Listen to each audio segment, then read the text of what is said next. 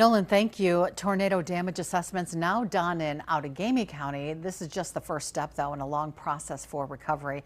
The county can now apply for FEMA disaster aid relief, but it will be months before leaders know the next steps. Meanwhile, assessments are still underway in Menasha. Even if damage was minor, getting those assessments on record helps neighbors who lost nearly everything get access to more resources in the future. Recovery is going to be a very long road ahead of us. We're going to continuously work towards getting the rest of power restored with utilities, continue to remove debris.